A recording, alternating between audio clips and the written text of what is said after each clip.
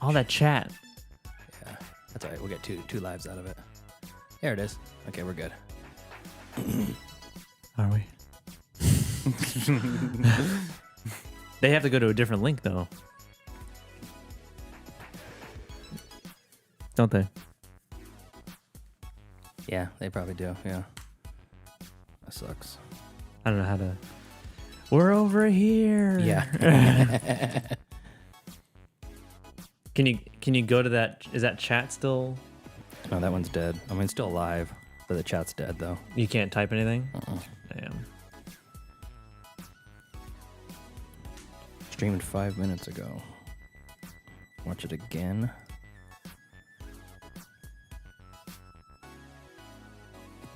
Joseph Bridges wanted to hear more breweries that I went to. If I went to more breweries. So I had the old live stream link open on the chat. We can hear you. Oh, really? You can hear us? Yes. Oh, well, it's a good thing everybody actually.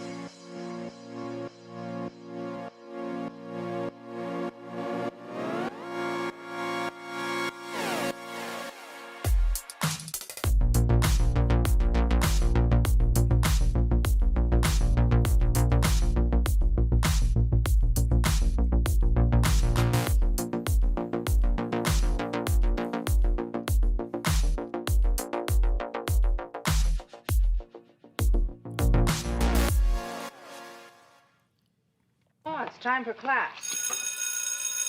Class is in session! Roll call. Bueller. I'm gonna be late for class. Bueller. Am I hallucinating here? Just what in the hell do you think you're doing? I'm late for class. Joseph, You are mine now. get the You belong commentary. to me. Did you study for the test? No more complaining. No more Mr. Kimblett to go to the bathroom. Nothing. There is no bathroom. Hello, classmates, and welcome to another episode of Middle Class Film Class. I'm your host for today, Pete. I'm Tyler. And I'm Joseph. In today's review episode, we have a treat on our hands. A new movie to all three of us, a Patreon selection from our old pal Heather. Today we're reviewing Kentucky, the Kentucky Fried Movie. Award-winning motion picture producer Samuel L. Bronkowitz. I have spent a lifetime in the motion picture industry. Now, after 50 years in Hollywood, I have finally produced what I feel is the finest motion picture ever made. I have called it the Kentucky Fried Movie. Oh, Oh, God. is that it? Oh, okay. I invite every man, woman, and child to share with me the joy and warmth of the Kentucky Fried Movie. It will knock your socks off. All right. Oh, that's it. Okay. The Kentucky Fried Movie. And for those who know the movie well, you were probably having a little panic attack waiting for the end of that scene. Yeah. We pulled the old Die Hard 3 TV edit on that one. So this movie is an early, I would say it's kind of like I don't want to call it a classic comedy, but I feel like this was a ground floor comedy that was just, I feel like a lot of movies today are pointing towards that movie, like the Kentucky Fried Movie, as almost like a spiritual predecessor. You know, Sure. We've I'd agree with that. How far we've come since then. And this is from 1977, and this was a recommendation from listener Heather, Dork of all dorks. If you've seen her in the chat, also on Twitter, and she is with us live on Zoom. Hi, Heather. How's it going? I am doing well. Hello, gentlemen. Yeah. Hello. We love Heather. More Heather, the crowd says. Never have enough Heather. Nice to meet you, Joseph. You were not on the last time the stuff. Oh, yeah. Was I? I think you It missed the was. stuff, yeah. Oh, I guess so. I feel like I remember talking about You it. watched it, and you talked about it the next week. Oh, okay. Yeah. Yeah, that was a movie. Yeah. I love this stuff. I thought Yeah. that was so fun. So welcome to the show again. This is your second time you've been on talking about a movie. It's your second Patreon pick. Wait a second. Where was my hello? Oh, yeah. You were there. Oh, I said hello in the break time. I'm sorry. Hello. Good to see you again.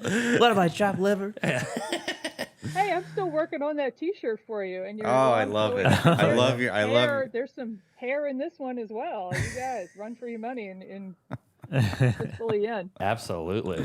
But tell us why Kentucky Fried Movie was your choice and what your history with the movie. So my history with the movie, this of course came out in '77. My parents, who take me to everything, did not take me to this. So they took me to Jaws and whatnot, but not this. But I remember when I was a little kid, I had a black and white TV in my room, and late at night I woke up to do something. My TV was still on, and I saw the Dan Aykroyd sketch where he's Julia Child who cut herself and is bleeding all over the place. And I didn't understand it, so I asked my mom about it the next morning, and she explains sketch comedy and that. So I grew up with this and Laughing and all that stuff. We'd watch all that stuff. And this was one thing I found in high school, so 83, 84, 85. And this was, I think, is the sweet spot for this, because all those commercials were actual parodies of actual commercials. You can look them up. Oh, really? Yes, every last one of those commercials in this was a parody of an actual commercial. So you saw those on repeat, and I'd seen enough films by then to understand the film references, and the rest of it is just goofy. Yeah. So, But I do need to ask you guys a question. How do you use zinc oxide? Well, I mean, you use it in everything. Yeah. My I guess I use it in everything. Yeah. Yeah. Every single My thing. oven. I use it Curtains. in my toenail clippers. I use it in my guitar strings. The motherboard for my Street Fighter 2 arcade cabinet over there that's behind Tyler. My pacemaker. And now it's gone. Yeah, I Your know. pacemaker. Joel The uses zinc safety on oxide. that gun. Yeah. Joel uses zinc oxide on his baby's butt. Yeah, that's right. Yep. Yeah. So this is also, and you're right, Pete. Has a lot of things you've seen later, like the Welcome to the Wonderful World of Sex, the record. Yeah. You see it in and out in one of my favorite scenes in the movie, How to Be a Manly Man. Mm-hmm. Those were things you could buy. Records wow. teaching you how to talk at parties, how to play musical instruments, how to be a happier person. That's a whole subgenre, and people collect them, and they're hilarious. So, Really? acting in it, learn how to act. You in a scene with some C-level star, and it's absolutely true. Absolutely true. I old person cultural context. Remember Charlie? I really loved that the putting on the record to show him how to make love to his woman. Yeah.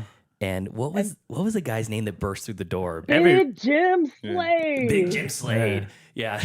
Every record comes with a Big Jim Slade. Big Jim Slade. Yeah. And that's and the capital of Nebraska is Lincoln came from, because that's the last thing the guy yells at the end of that. Of the commercial? Capital of Nebraska is in the Big Jim Slade segment. He can satisfy you, and the capital of Nebraska is Lincoln is literally the last thing he yells going out the door. I didn't get that joke. Was that a reference to something of the time? The capital? No, it's just very It's silly. just random. It's just dumb.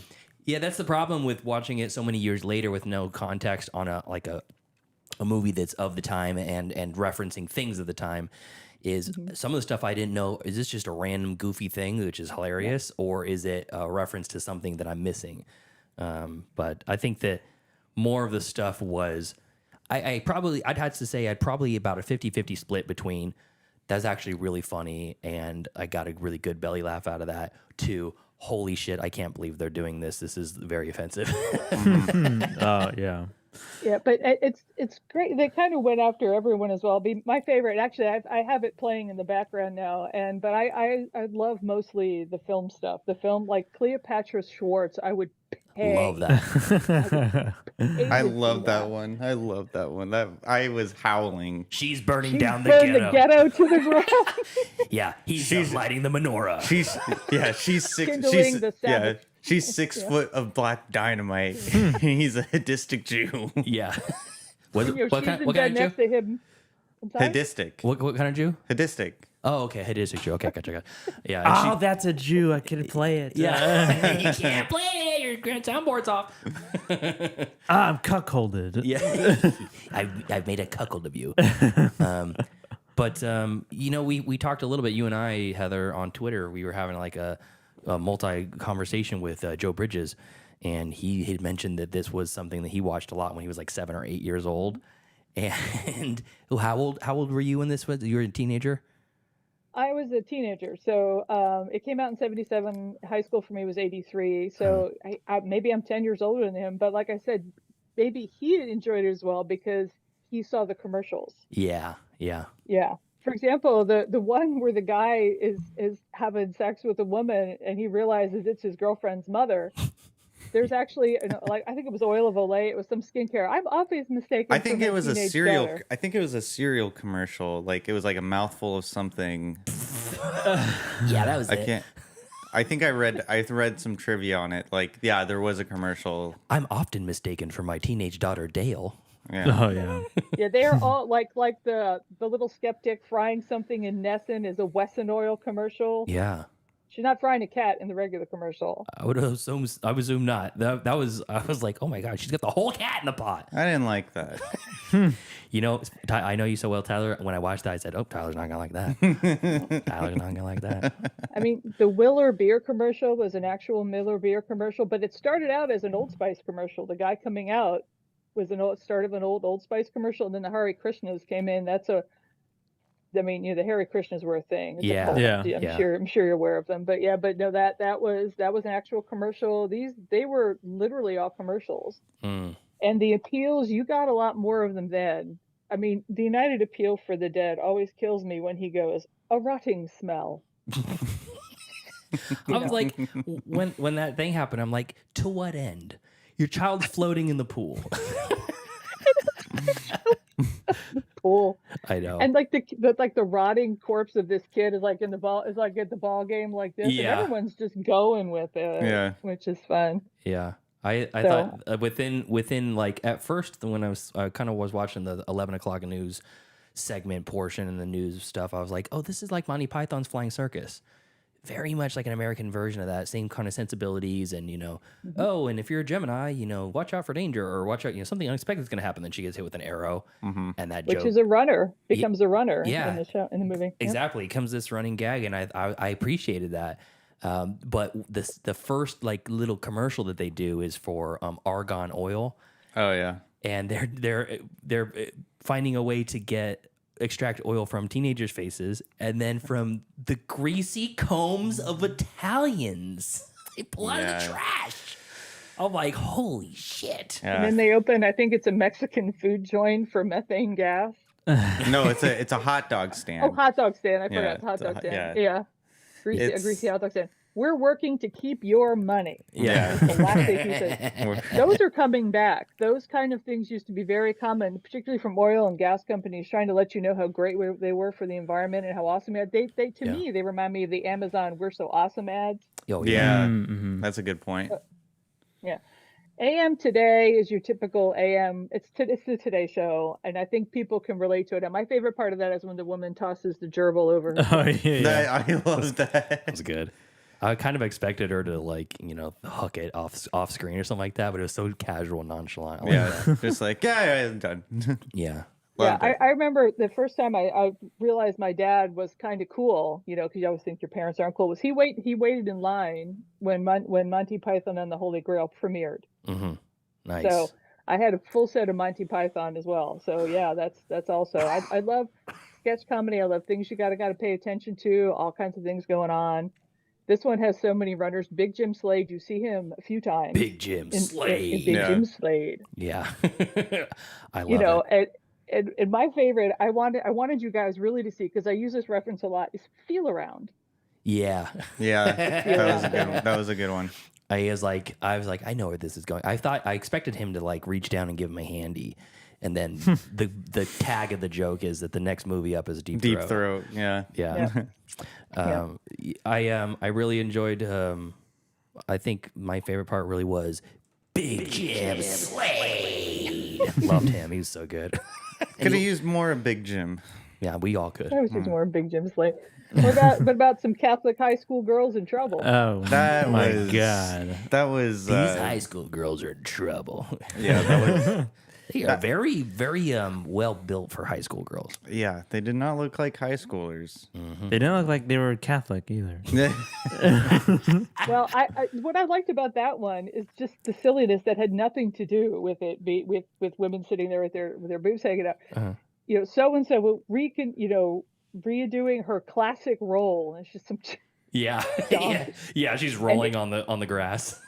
And introducing Susan, whoever, and Nancy, whatever. Susan, this is Nancy. That's the dumbest thing ever. It's dumb. I know. But By I mean, the way, it was, the guy. I'm sorry. Go I'm ahead. sorry. Oh, No, go on, please. I was gonna say like it. I've watched like vintage pornography before, and it's very much in that same. They're making. No. What is that?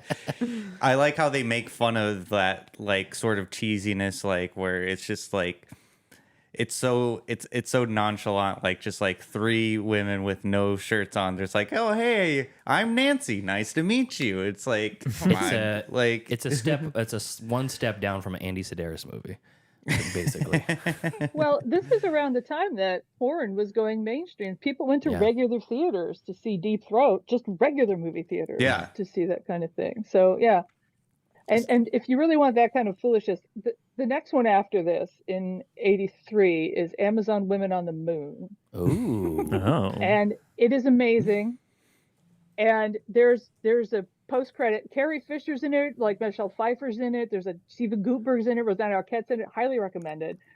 The runner in that one. Let me finish. So at the end, there's another one of these like reefer madness for a girl who goes out into the big city when she shouldn't, and she falls into this wild crowd and has sex and gets an STD, but it's in a weird like 40s 50s style. And the wild party she goes to is women sitting around in their underwear like putting balloons in the air. And she's like, I don't know if I can handle this. But that one has one of my favorite runners of anything, and that's Blacks with No Soul. B.B. King introduces a segment called Blacks with No Soul, and in it, David Alan Grier plays a musician who is Don No Soul Simmons. Wow, Dag. And he sings love songs. It's a runner, because then there's a commercial. He sings love songs, and then he goes Don Simmons Down and Funky, and it's him. Jeremiah was a bullfrog, and over the credits he's in like a ruffly rumba shirt, and he's singing Blame It on the Bossa Nova. It's one of the funniest things you'll ever see. Somebody has done a cut on it on YouTube. It's hilarious. And this is Amazon Women on the Moon? Correct. Okay, I'm watching that. It's not streaming anywhere. Adam, if you're listening. Yeah. I think it's probably on Internet Archives. I imagine you could probably get it there. That's great. I can't. So I have that on VHS and DVD. I have that as well. And that's interesting. I'm looking at this one. The directors accredited on Kentucky Fried Movie is just John Landis. But for Amazon Women on the Moon, it's John Landis, Peter Horton, Carl Gottlieb, Joe Dante, and Robert K. Wise. Cast first person in the cast is Michelle Pfeiffer. Correct. Wow, I gotta watch this. John Travolta's in it. It's tremendous. Like they don't all hit, but so the centerpiece of that one. So that one is a late night TV station is having a hard time with their grade B movie, which is Amazon Women on the Moon. Okay. And it's like a 1950s sci-fi film, and somebody's flipping channels is the premise of that one. Arsenio Hall's in it. Oh, he's got a eclectic cast. Hold on a second. Joe Pantoliano. Yes. Oh my God. Do you want me to tell you what that one is? Yeah, please. He plays a guy who runs remember Mr. Steve's or whatever hair club for men. Yeah. You're not gonna believe me, but his whole segment is people having shag carpeting stapled onto their head. I don't believe it. You can swim in it. You can even, you can wash it. You can even swim in it. That's hella amazing. That's hella funny. Yeah, I got to watch this. The cast actually looks like pretty dynamite in this, and I don't really recognize anybody besides George Lazenby. Wow, but not Donald Sutherland as the clumsy waiter. Is that who that was? Yeah, that was Don Sutherland. And they say so. And Donald Sutherland. I didn't get a good look at him. Because I know I recognize Lazenby, and then some of the other people I'm like, I don't know that person. I can't recognize them. And then Donald Sutherland, I didn't get a good look at him. I must have been distracted. Well, or something. he had cake in his face, so. Oh, okay. Well, they show him close up early. I mean, that's how I know someone's seen the movie, because this was all through high school and through college. Even now, I run into people, Big Jim Slater, and starring Donald Sutherland as the clumsy waiter. And someone always turns around at a bar and points. You saw that too? Yeah. Big Jim Slater. All right. Laser Wolf. So the main set piece for this one I've always enjoyed is A Fistful of Yen. Wow. So I'm curious what you guys thought of it. That was the martial arts. Yeah, that was the long. Correct. Basically, their main story. Yeah, the feature presentation or whatever. Yeah. That was Go ahead, Joseph. I mean, it kind of reminded me of in Once Upon a Time in Hollywood, Bruce Lee. Yeah. That Bruce Lee, but like in this movie, but like just like do the accent more. Yeah. What I really liked about that segment was the dude with his hand, because you could tell it's a fake hand, like from the long shot, and then once he takes it off and puts the knife in to behead the guy, I'm like, all right, this is awesome. Oh yeah, and then later when he's in bed, yeah, he had the dildo on his. I like my favorite attachment was the electric toothbrush, and he's like, or the hair dryer, brushing his teeth with his hand arm. I was like, that's so dumb. They're throwing hats as training. Yeah. And I really enjoyed his what was it when he's trying to be stealthy and he's like knocking Just everything not- off the yeah, shelves just- constantly. It's just such slapstick Yeah. comedy. Yeah, there's some good there, and there was also a lot that I'm like, okay, we could probably tighten this up a little bit. Yeah, it could have been tied up. I like the ancillary stuff. Oh yeah, you want me to show you my operation? Yeah, he pulls a scar up. Listen, it's appendix scar. I like that this is the cell full of people who don't know why they're here and they care or something, and here's Yeah. the people who are drunk and like they Get end up this in, man like, a drink. put him in the cell. And I give don't him a drink. Love that. Yeah, I love that foolishness. it So- it gave me the feeling of Monty Python by way of Mel Brooks. That's a good way to put it. Yeah, but I mean Mel Brooks had his own Flavor. unique style and unique Yeah. flavor later, but I mean, it was I don't know if it was like the same producers or same filmmakers as like Naked Gun and I mean, I think that Yeah. was just like the prevalence of Those movies- comedic writing at the time. This is all them. This Yeah. Oh, it is is? Zucker, Abrams, Oh. Zucker. Yeah, this is their start. They started in I was in Madison, Wisconsin. They started something called the Kentucky Fried Theater, which was a sketch comedy troupe. It was very successful. oh, like Monty Python. So this movie took forever to make, almost no money, shopped around forever. It was look up the background of this movie, and it came out. So this is like the early sketch comedy in film business. So you're correct in that. But this is them. This is Zucker, Abrams, Zucker, and actually, they show up in the movie several times. Oh, but yeah. at the end of the movie, the crew watching the couple do Yeah. their thing. The 3 texts that come in are the 3 of them. Oh, okay. okay. got it. Yeah, and I mean, What an ending. I was like, oh, that's the end. yeah. It's I kept thinking another sketch. Okay, they're gonna get to the movie soon enough. And like, no, it keeps going because they kept teasing that there was gonna be a movie. Yeah. and then Yeah. it was A Fistful of Yen. Great name, by the way. Fistful of Yen. It's like a fistful of dollars. Yeah. Yeah. Well, and the guy who's the alarm shows up. Did that show up in one of the Austin Powers movies? The guy yelling into It's kind of, yeah. They do a version of that. He's when the That was so the funny. building is collapsing and you hear 10, 9, 8. It cuts to a guy and he's saying it over the intercom, and then when he hits the button, it says abort, successful, and his like safety goggles are askew.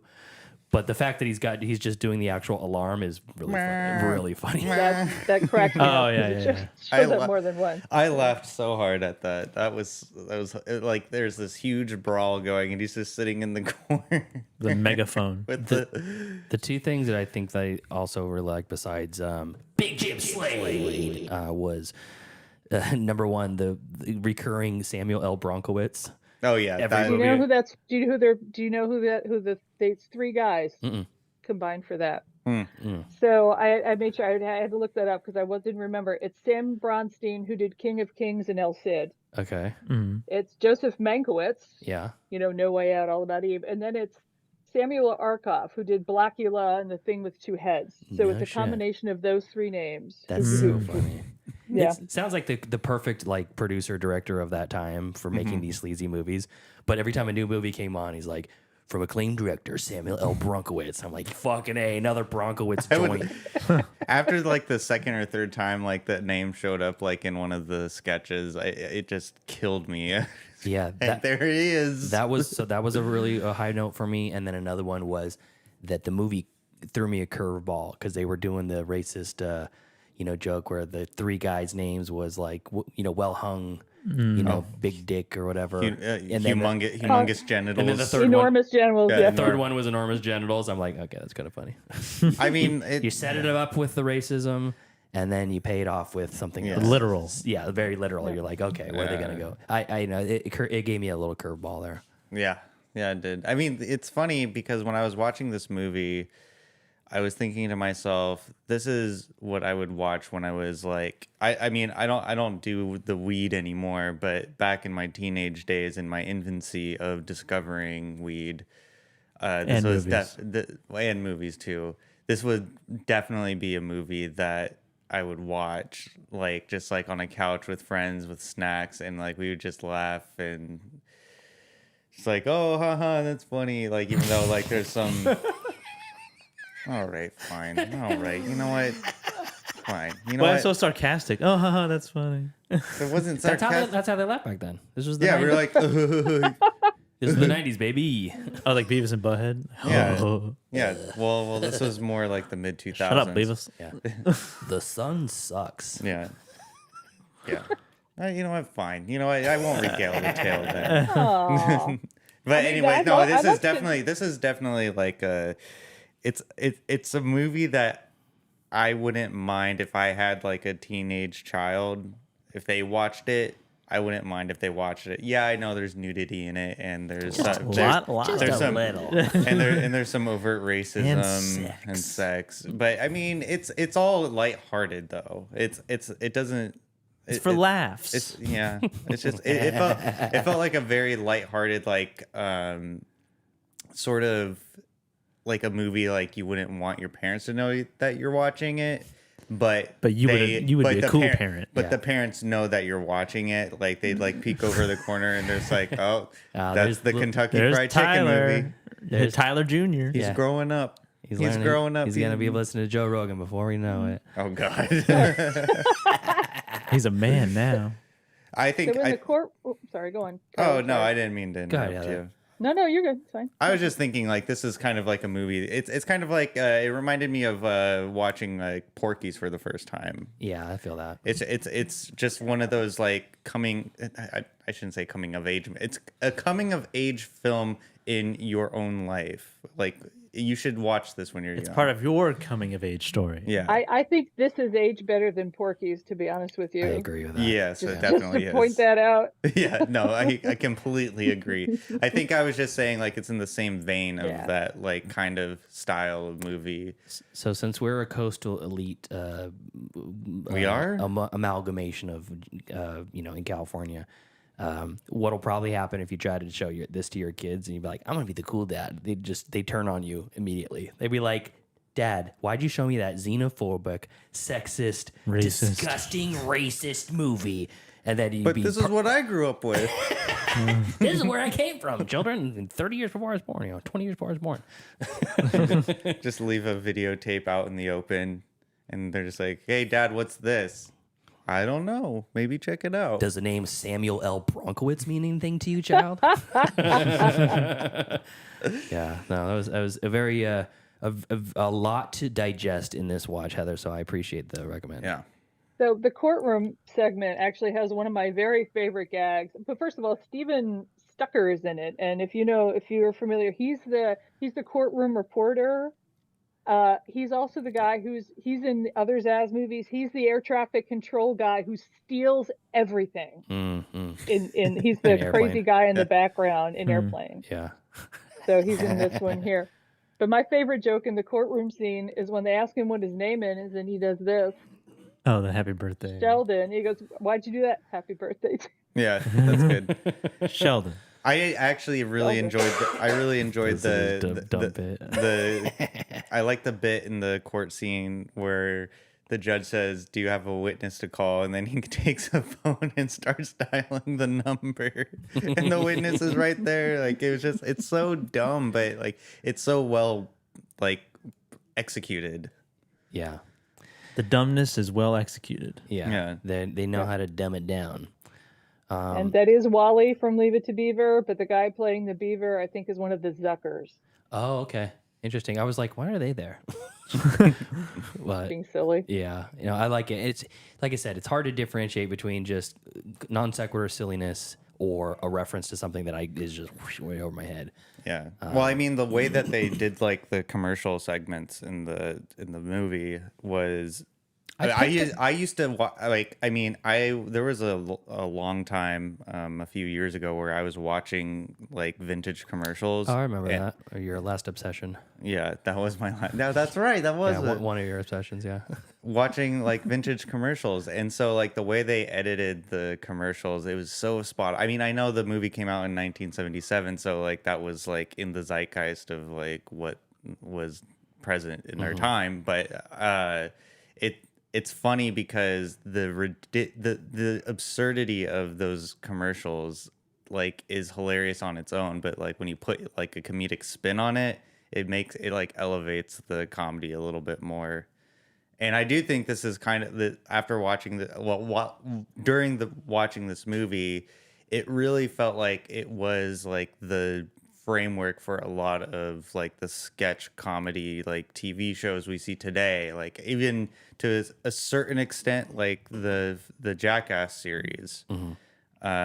Just like being absurd in the time that you are filming what you're filming. If that makes sense. So if I can leave you with one thing before I leave and let you gentlemen do your thing that you do so well.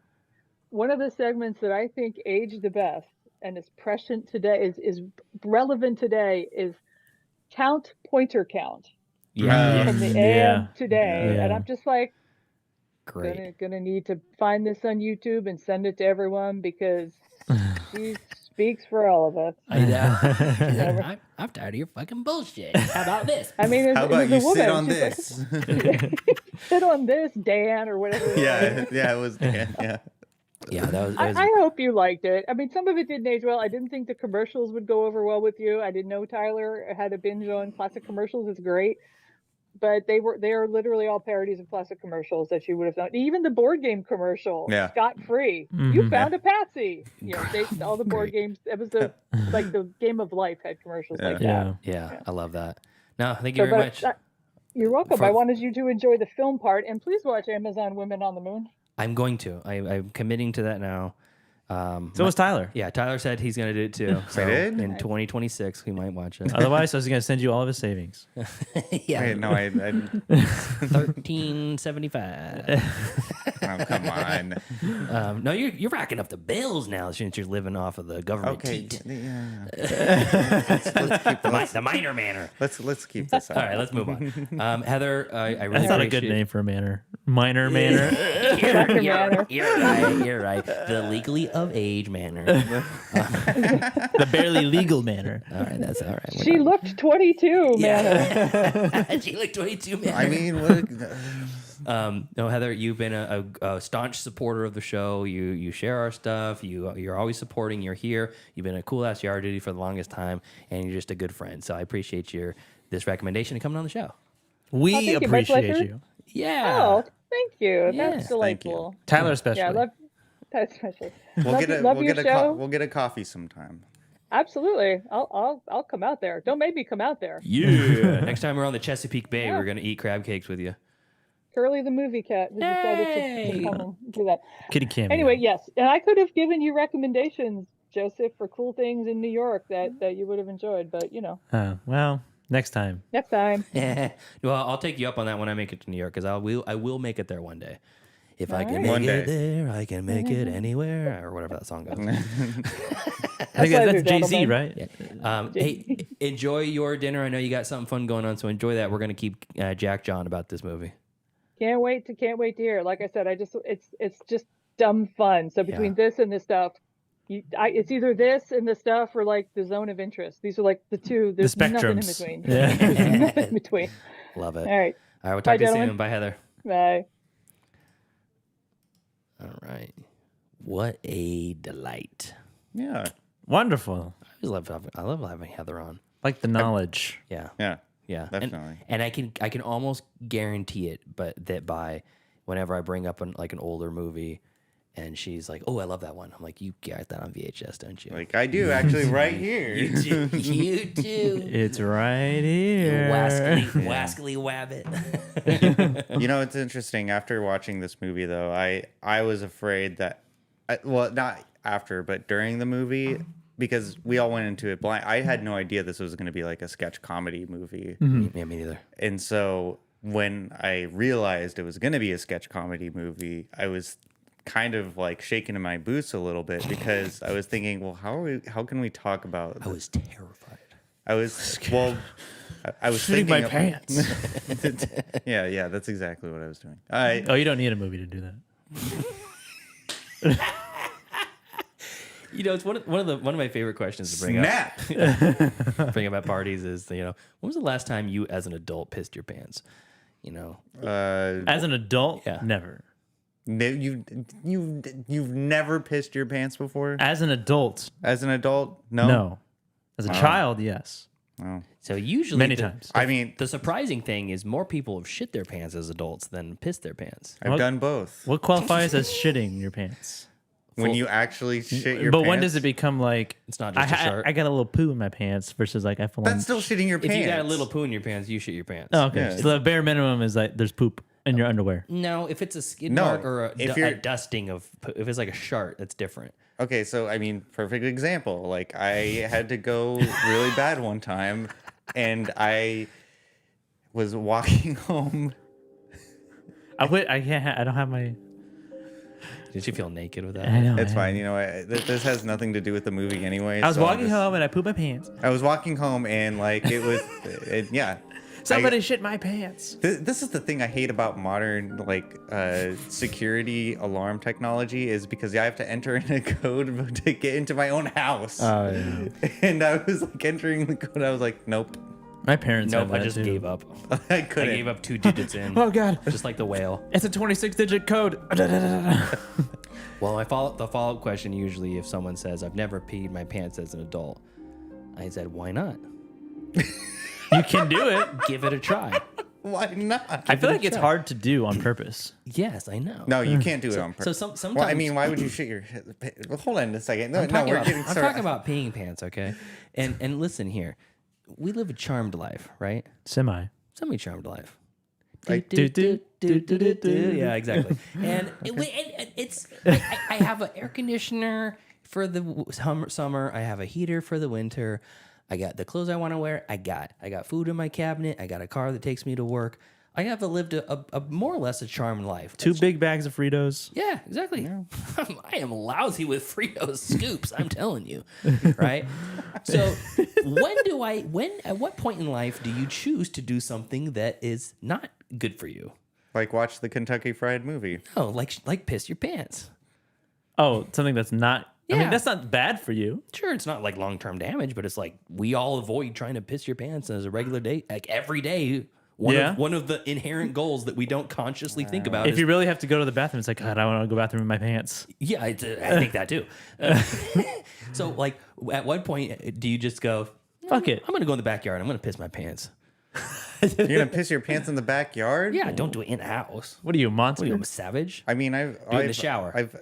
Yeah. No, don't do it in the shower because then the stakes are low. You got to do it outside and then like shame walk through the house. I always pee in the backyard or but not in your pants. public. No, not in public. Okay, I'm gonna give you baby steps to getting to the point where you voluntarily pee in your pants. I've already done it before. Voluntarily? Yes. Peeing your pants. Yes. That means on purpose. Oh, well, okay. That's what we meant. That's the word voluntary means on purpose. Okay, I just You went out of your way to this do is it. okay. This is getting absurd. So here's your baby steps, all right? No. This is more for Joseph. Can we please get back to the movie? Tyler, you're out of this conversation. You've All already right, fine. done both of them. You checked both those Okay, boxes. fine. So if you ever want to work your way up to pissing your pants on purpose as an adult, next time the morning dew has taken over the front yard, the front lawn, walk outside in your socks. Wet socks. And walk into the lawn and just walk around. Let it squish between your toes. Let the moisture enter your socks and just live in it for a while. That will give you the motivation. It's just like baby steps into that. Oh, and then you're okay, like, I don't like this. This is but something we're about getting it off is- track here, But Pete. something about this is Oh, tantalizing. so this is like me challenging myself. Yeah, it's like running a Tough Mudder, except for with piss. Yeah. You think Tough piss. You think you Tough can't pisser. Yeah, you think you can't do this. And you're like, I can't do that. I can't run that far. I can't do the ice bath Is walk. this gonna- is I this can't gonna- do, like, I can't run through the the wires. electroshock wires. And then you do it, and you're like, I'm this- better for it. Okay, so are we gonna segue back? How does this relate to the movie? Oh, we'll get there. Yeah, I really just wanted to talk about piss for a little. Okay, all right, fine. So as I was saying, Well, I can't wait to get before- here the rest of the steps. Yeah, As I was saying so before, it's just step 1. I'll get you to step 2. okay. Pissing your pants I think should be an Olympic sport. Because you can't. It's hard. It sounds like it's actually hard. It isn't. It really isn't. On purpose. I would know. Yes, I've done it on purpose before. You just said no, you didn't. Yes, I have. I just thought of a time that I did. I just thought I wanted to. Okay. Anyways. Say what you need to say. No one's stopping you. No one. I No one's know. stopping you. I just. I'm. My mind is spinning right now, like with this conversation. I'm trying to. Okay, so my point that I was trying to make when watching this movie was, one, I didn't know it was going to be a sketch comedy movie. Two, I thought there was going to be like a coherent a coherent plot to the story. Now I know that they kind of went to the fistful of yen story, which I'm sorry, Heather, that was so hard to watch. Like, yeah, there was some funny parts, but I found myself almost wanting to turn the movie off. At Fistful of Yen? Yeah. Oh, I was not having it. I would have rather had it be like the news sketches and the movie trailers. That was those were the best parts of the movie. The Fistful of Yen was very groan worthy and like cringy. Yeah. Me and Dan are like, but how is that worse than Kung Pao, Enter the Fist? Well, it's a white guy. Yeah. He's not doing an Asian accent. Yeah, he's not. So that an racist. Asian guy can't do an Asian accent? No, it's what the hell is this now? What kind of America? We've gone full circle. It's a caricature. You can't even pay a loving homage to your culture. Look, I mean, it came out in 1977, so you have all of those like martial art movies where like they're doing like the over exaggeration. It's like low hanging fruit. Yeah. Yeah. That's exactly. I think the whole movie's low hanging fruit, to be fair. Well, I mean, in some ways. I think Heather appreciates this movie a lot more than we do, probably because she has a lot more history with it. Mm-hmm. And also she seems to know a lot more about what the movie is referencing and can find the humor in it more. Because I never heard of this movie until this week. Yeah. And I heard of it, but like I didn't know. I just heard of it. I don't think it hits me as well because I'm like of a completely different generation. I don't think it'll hit any of us well if you hadn't seen it back then. If you have like time sensitive references and like culture of the day sensitive references it's like it's a movie my dad would love. Maybe. I don't know if he would love it, but he would find it funny. Imagine they made a parody movie today that referenced all like the commercials that we have, like Spotify chime-ins, and shitty, stamps.com and like or like the new thing on Spotify right now, the DJX. Oh yeah. Hey Tyler, this is DJX. I hope you're having a good day. Like you could probably make something funny with that. But imagine that 50 years later. Yeah. And people and you're watching a movie that references commercials that are 50 years old. Yeah. Like if the comedy itself is inherently funny, which I think a lot of it was, there were some chuckles. I mean the zinc oxide one that had me dying. That was pretty funny. And then the what was it called? Oh man, I can't believe it. It was the black woman and the Jewish guy. Oh, Cleopatra Schwartz. Yeah, Cleopatra Schwartz. Yeah, Cleopatra Schwartz. That was brilliant. I was dying. Like she's with the machine gun mowing down a bunch of bad guys, and he's in there in his professional garb, his professional Jewish garb, and he's holding like the bullets like going into the machine gun. It was so funny. There's a Nitex PM commercial where the woman's trying to wake up the guy who's basically unconscious. It's a pain reliever, like NyQuil type thing. The voiceover is like, you're gonna wake up feeling the best you ever did. Have you ever had slept before? High Adventure is the one with the boom mic that keeps coming into camera. Oh yeah, that was I could see it. I can see how that could be funny to an older generation. I thought it was funny. That was all right. I think here's my big takeaway from it is that just like when you watch, I rewatched Robin Hood Men in Tights, talked about it a while ago. It did not age well for me. Mm-hmm. I think that what that generation of comedy lacked was knowing when to cut the joke. Right. Like it was they just keep going. It was almost like they would pause for laughs too much. Mm-hmm. And it's like maybe in like 1977, people are rolling in the fucking aisles about shit. Imagine someone in the theater just belly laughing in this movie.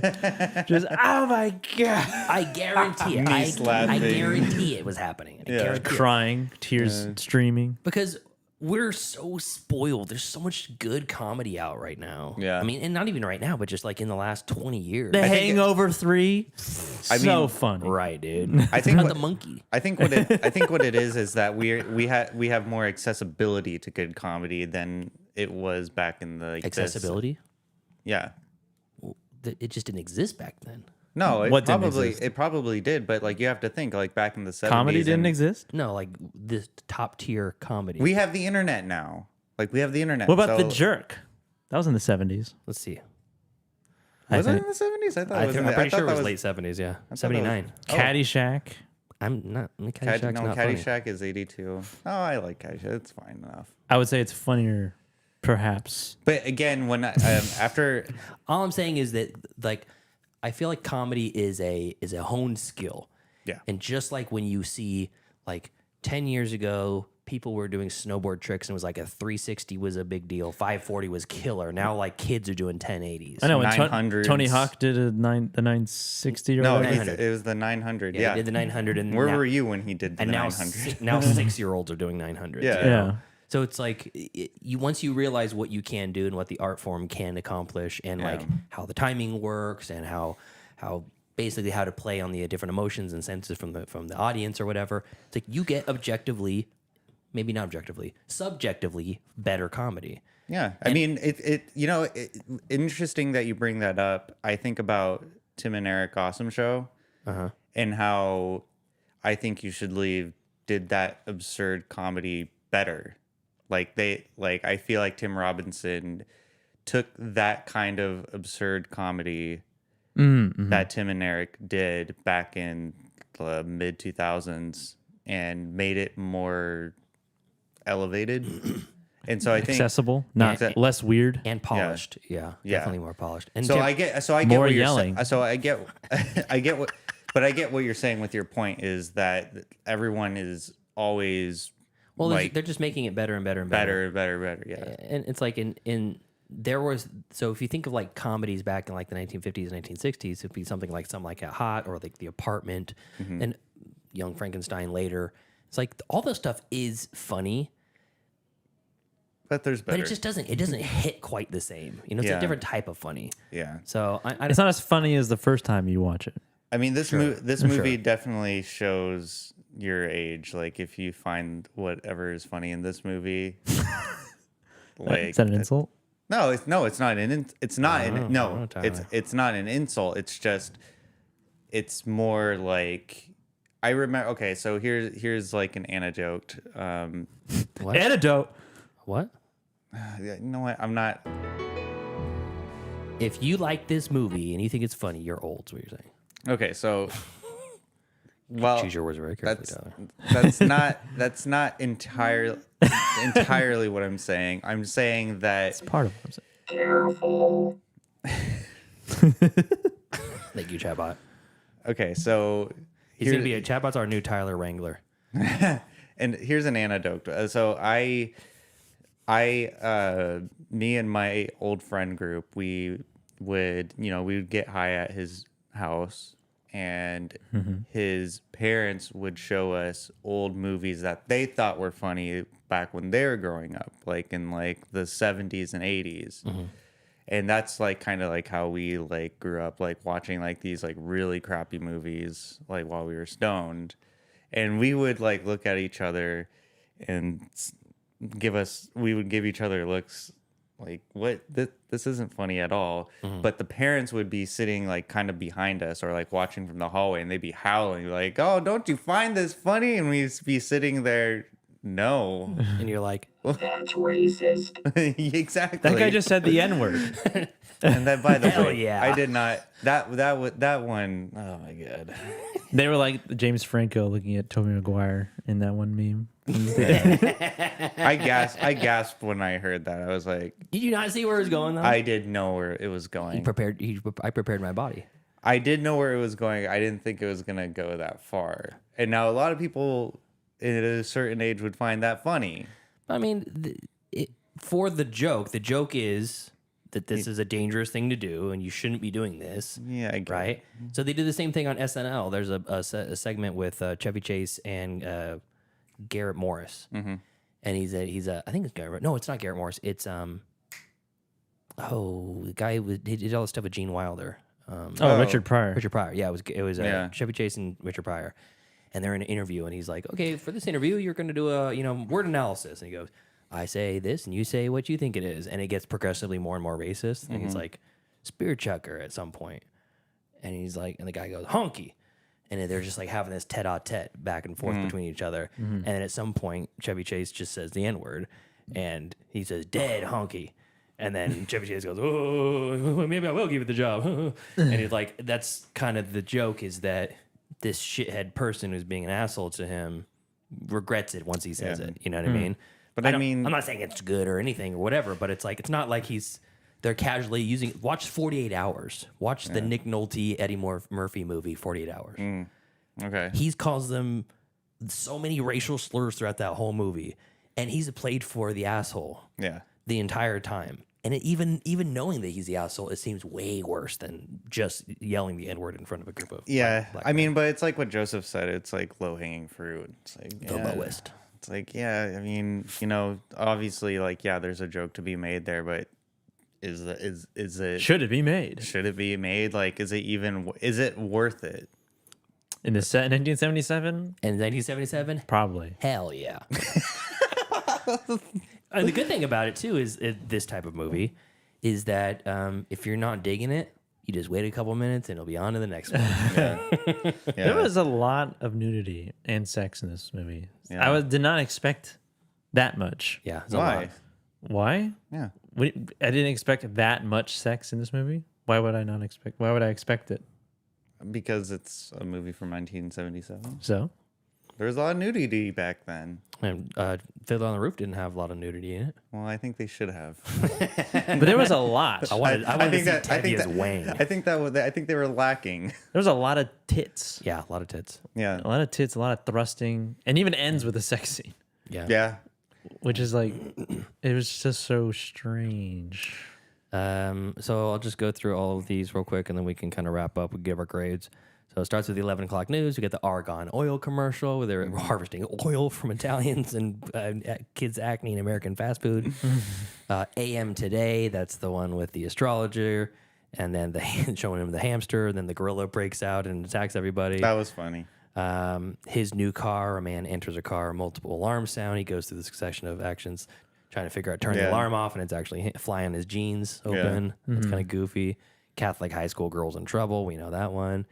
The feel around vision and the that was the funniest to me. You like that one? The feel around. I really it was like, this is like 40X. Yeah. It was funny too, because you're like, if you're actually just listening to the scene that's in the movie, you're like, what are they even doing? Yeah. He's like, here, is that a cigarette? It's like, yes, it is. Yeah. Here, try my new perfume. Sprays it right in the guy's face. Be careful with that cigarette, and just burns him with a torch. Yeah, I think that's a good one that could be redone, repurposed. Night Text PM, High Adventure. That's the one, the boom mic on the interview show. Yeah. The Headache Clinic. Where they kept breaking the bottle over that poor woman's head. Yeah, they're showing their tests basically to figure out if it worked or not. Household Odors. That was actually, I like that one a lot. It's like, you have people coming over and you're embarrassed about your household odors. Oh, the fish. Yeah. She goes, do you cook fish in here earlier today or something like that? Oh, is he smoking cigars again? And he's like, wow, it stinks like rotting shit in here. And there's no payoff. It's just, are you concerned? There's no product that follows it. The Wonderful World of Sex with Big Jim Slade. That one was pretty funny. I like that one. It was good. It was pretty funny. I also liked that they say it in Spanish too at some point. I can't remember what it was. The instructions in Spanish. Yeah, and she repeats back. Yeah. And instead of like him, he's like, the man can either say, I want to hold you. I want you. I want you. I need you. Yeah. And then whatever, A, I want you. B, I need you. Or C, I want to make sweet love to you. Yeah. Pick one now. And he goes, B. Stupid. B. Yeah, Willer Beer. I feel like I've seen that commercial before. Scott Free, that's the board game about getting away with murder. That's Armageddon. It's a parody of a then common disaster genre with Donald Sutherland as the clumsy waiter and George Lazenby. United Appeal for the Dead. The courtroom scene was pretty funny. A lot of good verbal gags in that, like play on words. Yeah. The Nessun Oil 14-second commercial. Cleopatra Schwartz, by far my favorite of all. She's 6 foot of black dynamite. He's a sadistic Jew. A sadistic Jew. A sadistic Jew. Hasidic. Oh, Hasidic. There you go. Zinc Oxide and You, Danger Seekers, and Eyewitness News, which is a couple stops watching TV to have sex, and the newscasters watch that. And that's it. And then the end of the movie. Yep. So, time for grades. Tyler, give us a grade. And be very careful. I will give this a B+. B+? Wow. High Impressive. Yeah. I mean, it's interesting. After discussing it, because my original grade was going to be a C-, but after discussing it, I have a little bit more new appreciation for what it is. So yeah, B+. I think I don't know if I would watch this again on my own accord, but I would show this to someone. Okay, got it. And they probably think I was a creep, but all right, Joseph, what do you give Kentucky Fried movie? After talking to Heather about it, hearing her insight on how it's like all this is like buried in real things, a little bit more appreciation for it. I thought it was just like we're just making stuff up, random ass shit. Yeah. I'd probably give it a B-. B-, all right, cool. And I don't think I would ever show this to anybody. You're not gonna get any Kentucky Fried Inc. art. No, I wouldn't show anybody this movie that is below the age of 71. What? Hey, Grandma, you want to watch this movie? Grandma, I remember this. Exactly. Cleopatra Schwartz. Yeah. All right, cool. So I'm going to give this, you said? I said B+. B+, and B-. you're B-. Yeah, I think I'm on a B- this one as well. I think that, when you read classic movies or read classic books, that are about tough conversations or tough, situations and stuff, there might be language you don't like in there, but it's history. 1977. This was the shit that was out there in 1977. Just like there's some words in here. I'm gonna say it. You don't have to say it. Yeah. And to be fair, to be frank, like I think that's important. I saw a just listen to our Idiocracy episode. Yes. Yes. Don't. Absolutely. I saw a picture online yesterday that was a Kurt Cobain exhibit. And they were talking about the 27 Club, and they had this whole little write-up about something. They had like his sweater or guitar or something right there, and the little placard. And it said, blah, blah, blah, blah, blah, this happened. And at the age of 27, he unalived himself. Oh, the word unalived. Unalive. On the fucking placard in this fucking museum. Oh, that's not cool, man. That's like TikTok talk. Yes. Yeah. It's TikTok talk. It's trying to get around terms of service to be demonetized in a fucking museum. I know, of all places. If you can't say suicide or killed himself in a museum dedicated to a guy who killed himself, took his own life. Yeah, exactly. You could say that. Took his own life. Yeah. You could say he ended his life on it. He shot himself in the fucking mouth. You could say that too. His brains went everywhere. I think he would probably prefer that. Yeah. So it's like when you're reading Tuck Everlasting or Huckleberry Finn or something like that, and they drop the N-word, it's like in that context, it is appropriate to say that and read that. I bleep myself in my head when I. Oh, that's so funny. But again, it's like you do have the choice if you're reading it out loud. But in school, the whole point is to educate. If you're singing it a rap song in the car and the N-word is popping up, maybe don't say that part. I know. I just substitute friend for every N-word in a rap song. My friends in Paris. Yeah. If you don't know, now you know, friends. Yeah, and it's like. But I feel like if you're looking at it from a historical perspective, and this really is like one of the earliest comedies of this type. Style of comedy. This style of comedy. And it just really birthed so much from it. It's like, I got to give some reverence to that. And I can't give it too much shit about it. Yeah. So, for that, I give it a B- as well. Sweet. Thank you, Heather, for that. That Thank was you. very, very fun to talk about and very, very fun to have you on the show. I guess I wasn't here for this stuff. Was she on the show? She called in no video. Yeah. We called no video. I think I was here. Are you sure?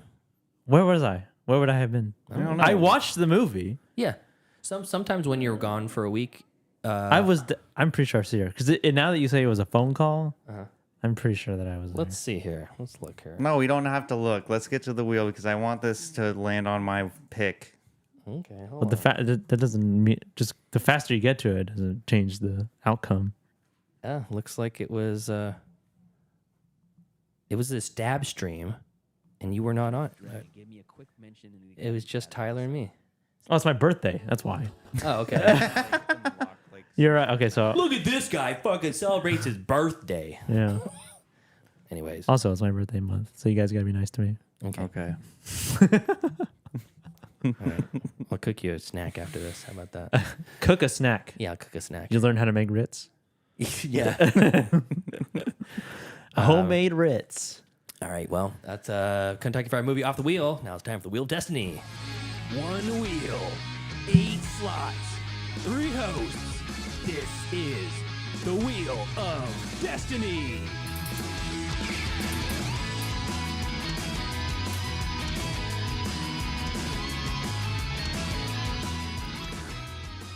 I like the energy that you had, Joseph, like that, where you're like, where would I be? Where would I even go? Oh, it's my birthday. Never mind. I took the day off work, too. All right, let's take a look. This is going to be a new Patreon selection. Oh, boy. Let's see. I gotta find the list here. Yeah, we had some changeover. So listener Steven went off the Patreon list for a while. He left us. Javier's still there. Javier's since the beginning. Yeah. Number 1, cool ass yard duty from the get-go. And then Ryan as well, our buddy Ryan. Yep. He fell off. He had some financial things he had to attend to that are requiring him to use his money more wisely than give them to us, which is 100% understandable. I don't. Yeah, I don't understand it either, but you know what? Good for him. But then we picked up Angry Otter. Yeah. Came in, and then Steven came back. So we're back to 5. Welcome back, Steven. Yes, Steven. All right. So we have who do we have left? Do I have anybody? No one has a movie. No one has a movie right now. Well, what did Wait, Heather? No, I'm sorry. Dallas has a movie. He's gonna have 2 movies on there. Oh, it's Grizzly Man. That's why. Well, for now, if it lands on this other one, because I sent a message out to Ryan. I told him, even though he's leaving the Patreon, he's been on for a long time. It was his time for a movie. He's up next, and I think after that is Chris, listener Chris. So I sent him both messages, and they were like, "I'll think about it. I'll get back to you." And then they didn't yet. So if it lands on Heather's or Dallas's, we're watching Grizzly Man. Oh, okay. How about that? It's a Patreon pick. Grizzly Man? Grizzly Man. The documentary? That's what's on the wheel. I was just making sure. Wait a second. I was just making sure. Another Grizzly Man? Hold on. Grizzly Man? The documentary? No, it's Grizzly Man 2. Oh, shit. Oh, he survives at the first one? You sure he does not. He's reincarnated into a grizzly man? No, into a polar man. Yeah, he took Polar man. and that'll be Panda Man. All right, so let's recap what we have on the wheel. We have empty slot for Patreon that will be listener Dallas, and his slot Grizzly Man. The Core from Pete. Teenage Mutant Ninja Turtles, the classic from Pete. Suburbia from Tyler. American History X from Tyler. Do the Right Thing from Joseph. And Notting Hill from Joseph. All right. How much are we putting money on American History X? Like if it lands on it? Yeah. I'm not putting any money down. I don't have You're to. like, that's never going to He's happen. got no faith. That's never going to happen. All right. Here we go. This is going to be what we watch next week.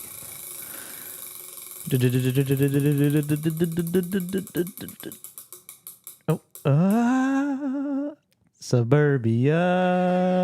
I fucking finally. It's Tyler's pick. Not American History, but Suburbia. Suburbia. Yeah. All Classic movie from my teenagehood. All right, cool. Yeah. Bunch of punk rock orphans living in an abandoned house, going through the trials and tribulations that we call life. All right, let's look it up here, see where it's streaming. I believe it. Last time I checked, I think it was on Prime. Just give me 2 seconds and you will know. 1, 2. Tubi, Canopy, and Plex. Oh, okay. You thought you were slick with that, huh? you thought you got me. Directed by Penelope Spheris. Oh, really? Spheris. She's the one who did Wayne's World. Oh, yeah. Yeah. Cool. Wait a second. No. Yeah, she did. 1970. Wait, 19. It's 1983. Okay, I was looking at 1997 Suburbia, directed by Richard Linklater. No, it's the 83 version. Suburbia. She did The Little Rascals, The Beverly Hillbillies. Wow. I haven't seen this movie in well over a decade, so I don't know how it holds up, but I do remember liking it when I did watch it for the first time. Black Sheep. 1984? 3. Yeah, it's 83. I don't have an 83. I have an 84. Well, Directed by... Penelope Spheris. Yeah, Penelope Spheris. 1983. Says 84 is on Just Watch. Same movie. IMDb, it's 83. And it is on Prime and Peacock. Also, Vudu, Roku, Fandor, Pluto, Fright Night, Shout, Fright Night. The fuck is MP, and Peacock. NP? MP. MP. Somehow. Midnight Pulp. Ew. Okay, yeah, this is interesting. Ew. Ew, brother, ew. All right, yeah, this is interesting. I didn't think about this. 6.9 on IMDb. Nice. Hour and 34 minutes. Cool. Excited, Tyler? Finally. You excited? Yes, I am. Are you bummed out it's not American History X? Kind of. You bummed out you can't You watch? can make both those slots American History X. No, Yeah, I'm not you going can. to do that. I'm not going to do that. Why not? No. You should. No, because that doesn't make any sense. Yes, No. it does. No, it doesn't. No. Sure it does. I had... But Suburbia, I'm super stoked to talk about because I've been wanting to watch it for a while, and I wanted to do it for the show. Cool. Awesome. Anything else you guys wanted to bring up? No. Okay. Joe Bridges in the chat says, Spheris also did The Decline of Western Civilization, parts 1 through 3. Amazing documentaries. Yeah. And then Frogger in the chat, who is somebody that we know Change his name? has been in the chat before. I don't know who, but they changed Angry Frogger. Frogger. He says, have you guys seen or heard of If You Don't Stop, You'll Go Blind? It's a similar 70s style Kentucky Fried movie, almost all sex jokes. No. If you don't stop, you'll go blind. Never heard of it before. It's about Jaying off. yeah, it's a J-O. About the old J. It's a J job. All right. It's JJ. Let's wrap this up. All right. What's So the difference between a JJ and a HJ? You do it yourself, I guess. a Joe job? Yeah. A Joe job and a hand Joe job? Give myself a hand job. We should all be so lucky to get a Joe job once in our life. Yeah. All right, so thank you to our cool ass yard dudes over on Patreon. That's Javier, Heather Sachs, Angry Otter, and Chris, and listener Steven. I gotta double check that and see if there's 5. I gotta make sure. I used to be able to do that off the top of my head. There's so Now many you gotta work on the changes flow. It Yeah, changed that's right. now. So Angry Otter kind of. Yeah. The Angry Otter. Yeah. So thank you to everybody on the Patreon. If you want to support us there, you can go to patreon.com/middleclassfilmclass or just go to the YouTube page and watch us there every week. Until next time. Thank you for joining us as we watch and review Kentucky Fried Movie. Thank you for Heather for being on the show. She's always a delight. Always brings the goods. Yeah. The old wisdom from the old nerd lore from the highest order. Follow us next week as we watch Suburbia. Follow us on Facebook, facebook.com/MCFC podcast, and send us an email, mcfcpodcast@gmail.com. And follow us on Instagram at Middle Class Film Class and leave us a voicemail. Why don't you? 209-730-6010. Follow us on Twitter at Podcast MCFC and on TikTok at Middle Class Film Class. All right, we'll see you next time. See you next time. See ya.